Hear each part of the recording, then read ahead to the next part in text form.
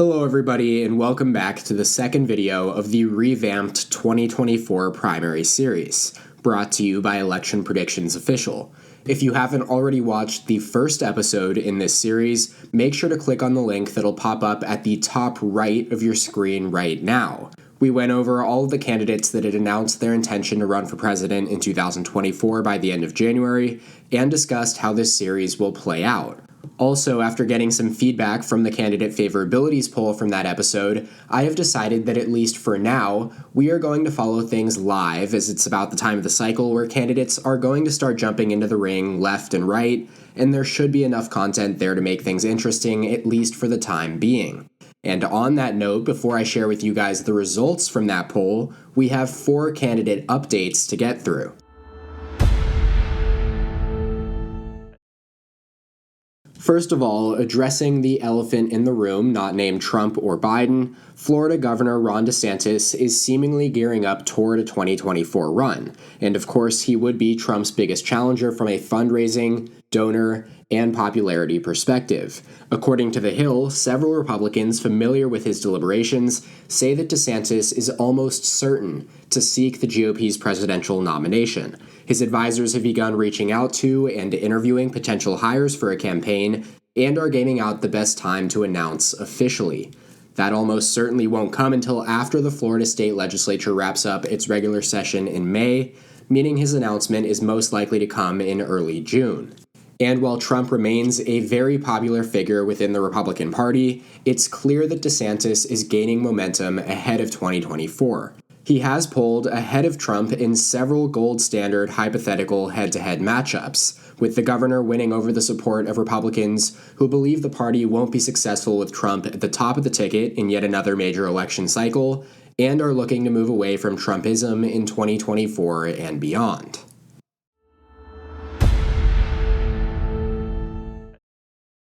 On the Democratic side of things, President Joe Biden said that he is simply not ready to decide whether to run for re-election, even as he dismissed polls showing a majority of Democrats want another candidate in 2024. It's largely expected that the president will formally announce sometime in the coming weeks and months following his State of the Union, which was seen as a preview of what his message would be as he asks voters for a second term. Despite his continued weakness on the question of whether Democrats want him to run again, which is very unusual, the 2022 election was good for Democrats. Inflation is easing, and it's looking like Republicans will spend the next year engaged in an ugly primary contest. Another factor to keep in mind is that Democrats are attempting to move South Carolina, Georgia, and Michigan ahead in the primary process. All 3 states are good for Biden. That's no coincidence, and it also has to color, at least somewhat, the calculus of anyone who might decide to run against him.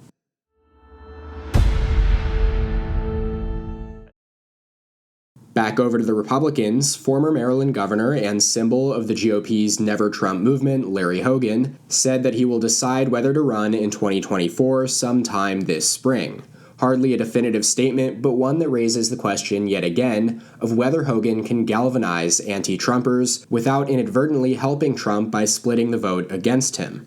Limited to 2 terms as governor, Hogan left office last month. His approval rating stood above 70% in most polls, though it was higher among Democrats than Republicans in one of the nation's bluest states.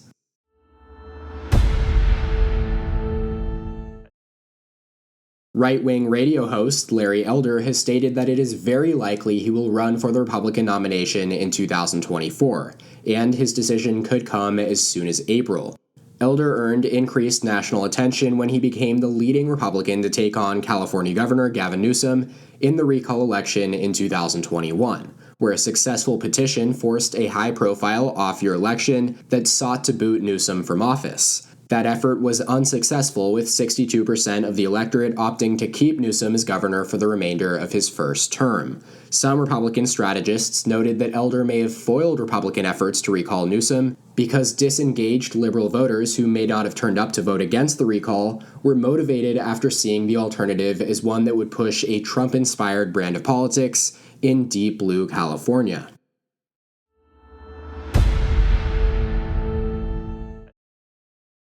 644 people responded to my candidate favorability poll from last video, and I adjusted the demographic data to create as accurate a representation of the 2024 electorate as possible. There will be another poll linked in the description down below, so do make sure to go fill that out once you finish watching this episode as well. Anyways, these poll results feature a split electorate by party affiliation, with roughly 35% of respondents identifying either as a Democrat or Republican, and the other 30% as independent or with a third party. That breaks down further into ideology, where 36% of respondents said that they are politically moderate, followed by 23% as conservative, 21% as liberal, and 10% as very conservative or very liberal. These data points have been constructed to be as similar as possible to most national poll demographics in the United States, which are curated to reflect the split of voters on election days. Two additional data points are area type, with about 61% of voters living in a suburban community, 24% in a city or urban community, and 15% in rural areas. Finally, I have sampled for education, which has become an increasingly relevant and important data point in electoral politics specifically, more so than pretty much any demographic group. Going back to 2016, we've seen pretty interesting trends among college and non-college educated voters, with Donald Trump galvanizing the latter more so than any Republican candidate in presidential history. Now, as for actual voter opinions, the first question I asked was how respondents feel about the direction of the country, and the results are pretty grim, at least for the party in power. 67% of respondents believe we are headed in the wrong direction, while just 24% believe we're on the right track. Broken down by party registration, 38% of Democrats say we're on the right track, compared to just 3% of Republicans, which of course makes sense, given the current president, Joe Biden, is a Democrat, and voters tend to answer this question based, at least in part, on partisanship. Now, that being said, the split among Democrats is still 38% right track, 44% wrong direction, which is below water and not a good sign at all for the party. It does track, however, with polling averages from more well-known organizations that have been gathering this data for years, such as Morning Consult, which has a split as 30% right track, 70% wrong direction, and Gallup at 23% satisfied and 76% dissatisfied. Moving on, as for voters' most important issues, to no surprise, the economy and inflation tops the list at 39%. Any kind of economic issue pretty much always does, no matter the election year, followed by democracy/elections at 18%, and then several issues such as healthcare, income inequality, abortion, and immigration, plus gun control, crime, and government spending in that 4 to 7% range. The top issue among Democrats was democracy/elections at about 25%, followed by the economy/inflation at 20%, and then healthcare at 15%. For independents, it was the economy/inflation at 40%, followed by democracy/elections at 25%, and then government spending at 10%.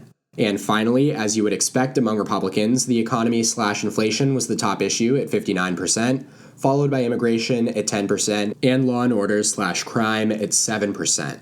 The next question addresses which quality voters are looking for the most in a candidate.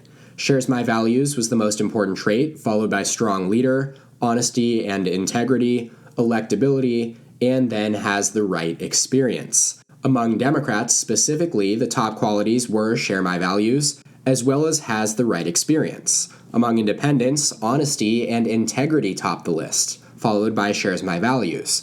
And then finally, strong leader was actually the top issue among Republicans, followed again by shares my values. Some interesting data there that isn't very surprising to me given our political environment. Democrats value experience, independents value honesty and integrity, and Republicans want a strong leader. Now, in another separate question that assesses the importance of candidate qualities, I asked respondents whether they think the next president should be experienced in politics or outside of the establishment, or in other words, someone not deeply intertwined with the political spheres. Over half of voters said that they would prefer a president with at least some experience in politics, while about a quarter said that they would prefer one without. 79% of Democrats said that they want someone with experience, compared to just 34% of Republicans. And given former President Trump came from outside the political sphere in 2016 and is still looked upon favorably by much of the party, this split does not surprise me. It is worth noting, however, that 32% of Republicans would prefer a candidate with experience, while another third are unsure. The final three questions pertain to feelings about specific candidates. The first is Joe Biden's job approval as president, coming in at exactly 40%, with 53% disapproving, a net of negative 13. This tracks pretty closely with most averages out there. 538 has him at 42.7% approval, Real Clear Politics at 43.5%, and Gallup's latest poll from January has him at 41%. Breaking this poll down, though, he is approved of by 76% of Democrats, 32% of independents, and just 7% of Republicans. The next question pertains specifically to whether respondents think that Biden should in fact run for re-election in 2024, and these numbers are even worse for the incumbent president. Only about a quarter of respondents said that they think he should, compared to 67% who believe he should not seek a second term. This is highly, highly unusual, but it does not necessarily mean that all of these voters think he's doing a terrible job and want him gone now, but rather that they don't think he should be in the Oval Office until he's 86 years old. This includes 46% of Democrats and 73% of independents, who seem to believe that the party should go in a new and perhaps younger direction in 2024. And now, although Trump has officially launched his campaign, I did ask the same question about him, and his numbers are actually even worse. Less than 20% of all respondents said that he should be running for president in 2024, with 70% saying that he should not. Just 33% of Republicans said that he should be running, compared to 50% saying he should not, as well as 72% of independents. These are pretty clear opinions held by a majority of voters, and pretty much every poll out there right now has produced similar results. Simply put, most Americans don't want either Trump or Biden to run again. And with that in mind, let's move into candidate favorability ratings. Starting with Biden, his ratings are unsurprisingly very similar to his approval ratings as president.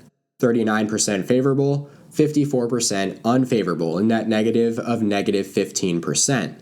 He is plus 55% among Democrats, but 29 points underwater among independents, and negative 78% among Republicans. Trump's numbers are even worse at 30% favorable, 66% unfavorable, and a net rating of negative 36. Now, Trump has always been historically unpopular among Democrats and independents, and that is highly unlikely to be different in 2024. The most interesting question, thus, will be how his favorability among Republicans plays out. He is used to polling upwards of 80%, but with DeSantis' growing momentum and the poor performance of his endorsees in recent election cycles, his popularity, even within the Republican Party, has started to fatigue at least a little bit. On a more positive note, Nikki Haley was the only candidate to receive a net positive approval in this poll. The former South Carolina governor and UN ambassador has a 50% favorability rating to 39% unfavorable, and you'll see this is by far the best among any of the candidates thus far. That said, I do bet that these numbers will take a bit of a hit as the primary heats up and more Americans start to form stronger opinions about her, since that's what tends to happen among these more lesser-known candidates. Though it is interesting that only 11% of respondents said that they hold no opinion of her whatsoever, which indicates at least that she is pretty well known, at least among the highly politically active respondents to this specific poll. The only other Democrat in the field is Marianne Williamson, and her numbers are really bad across the board, 12% favorable to 42% unfavorable. She is reportedly planning a major announcement in March, and I hope for everybody's sake, including her own, that she decides against running, because she has zero shot, regardless of whether Biden runs or not. In a similar vein, Trump critic John Bolton is more popular among Democrats than members of his own party, which should tell you everything you need to know about his chances in a GOP primary. Another former Trump administration official, Secretary of State Mike Pompeo, actually has a higher net approval overall than his former boss at negative 23. though his favorability among Republicans is only 56%, which is lower than Trump's 67%. Now, it is hard for me to see a scenario in which Pompeo ever polls higher than 5%, given he does have ties to the Trump administration, but unlike Nikki Haley, doesn't have a unique way of distinguishing himself from other candidates in the race. Likewise, former Arkansas Governor Asa Hutchinson isn't super unpopular and has been framing himself as an anti-Trump, non-chaos, policy-focused candidate, but does not have any truly redeeming qualities that would elevate him above the 10 to 15 similar candidates that have been polling ahead of him. And that pretty much does it for this episode. Here is a quick refresher of which candidates have entered the ring or are on the verge of doing so. On the Democratic side, we have Joe Biden and Marianne Williamson. John Bolton, Mike Pompeo, Nikki Haley, and Donald Trump are in the game on the Republican side, as well as Larry Elder, Larry Hogan, Corey Stapleton, and Asa Hutchinson. And then lastly, among independents and third-party candidates, Howard Stern has indicated that he is more than interested in running, and chair of the Atlanta Libertarian Party and candidate for U.S. Senate in Georgia in 2022, Chase Oliver, is the most notable third-party candidate to form an exploratory committee. As always, there is a poll linked in the description down below for you all to fill out. This one includes the first hypothetical preference poll for the 2024 primary, as well as a few more favorability polls. Make sure to fill it out diligently and honestly, and also subscribe to my channel down below and click that notification bell so you never miss an episode of this series, as well as additional 2024 primary and general election predictions and analysis. Thank you guys so much for watching. Make sure to like the video down below if you did, and I'll catch y'all next time. EP out.